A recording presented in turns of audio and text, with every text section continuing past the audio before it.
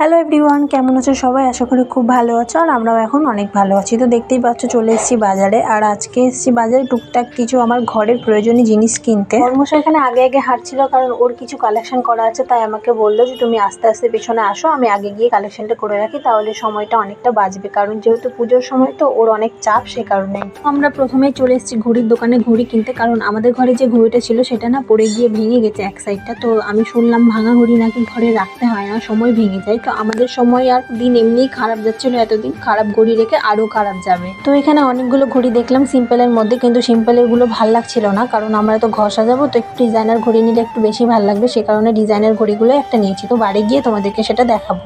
তারপরে আমরা ওখান থেকে বেরিয়ে আমার চোখে যেটা পড়লো গাইস, এখানে না পুতুলের ফ্যাক্টরি আছে। লিটারেলি আমি না দেখে পুরো অবাক হয়ে গেছি।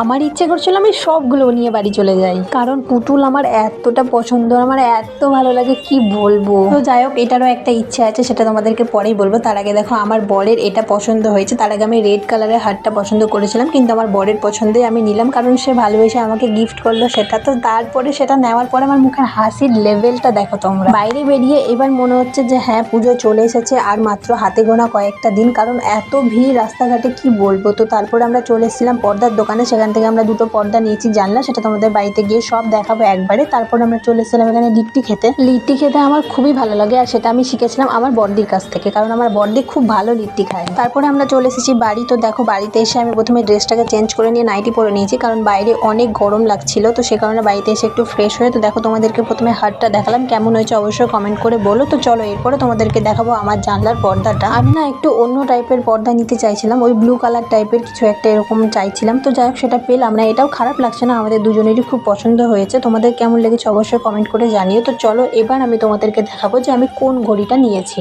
অনেকগুলো ঘড়ি দেখার পরে ফাইনালি আমি এই ঘড়িটাই নিই, আর আমার ভীষণ পছন্দ হয়েছে ঘড়িটা। আর আগেও এরকমই ছিল, তবে একটু আলাদা। আগের ব্লগগুলো দেখবে তোমরা অবশ্যই বুঝতে পারবে। হাতে গোনা আর মাত্র কয়েকটা দিন, পুজো কাছে চলেই এলো, আর এখনো পর্যন্ত আমাদের জামা কাপড় কেনা হলো না, এখনো শপিং কমপ্লিট হয়নি, আর আমি তার আগে ঘরের জিনিসপত্র কিনতে গেছি। তো তোমাদের কার কার শপিং হলো